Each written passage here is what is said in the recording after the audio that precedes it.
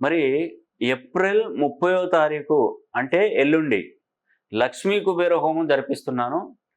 దీన్ని ఎట్టి పరిస్థితులలో మిస్ కాకండి. అక్షయ తృతీయ ఆ రోజు ఏప్రిల్ 30 అక్షయ తృతీయ.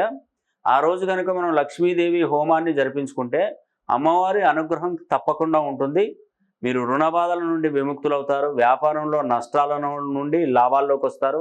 విదేశీ ప్రయాణాలు స్వాగతిస్తాయి. సొంత గృహ నిర్మాణ యోగం కలుగుతుంది.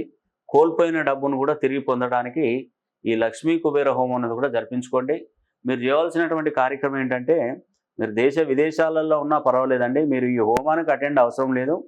మీ పేరు గోత్రనామాలు కనుక మాకు పంపించినట్టయితే ఏప్రిల్ 30వ తారీఖు 2025 సాయంకాలం 6 గంటలకు హోమం మొదలు పెడతాము. మీకు వీలైతే, మీకు సాధ్యమైతే మీ ఇంట్లో 2 దీపాలు వెలిగించి మనసులో సంకల్పం చేసుకోండి అదే రోజున. అదేవిధంగా మీరు ఇంకా కొంచెం మీరు పెట్టుకోవాలనుకుంటే 72 గంటల పాటు అఖండ దీపాన్ని కూడా మీరు స్టార్ట్ చేసుకోండి. కరెక్ట్గా 72 గంటలు వెలిగేదంటే మీకు తప్పకుండా అమ్మవారి అనుగ్రహం కలిగినట్టే. మీరు ఐశ్వర్యవంతులు అవుతారు, ధనవంతులు అవుతారు. మీకు అన్ని విధాలుగా మీకు ప్రయోజనాలు చేకూరుతాయి. ఈ ఒక్కసారి హోమం చేయించుకోండి. నెక్స్ట్ ఇయర్కి గత సంవత్సరం జరిగినటువంటి సంవత్సరానికి ఈ సంవత్సరానికి తేడా మీరే గమనిస్తారు. ఒక్కసారి కనుక లక్ష్మీ కుబేర హోమం జరిపించుకుంటే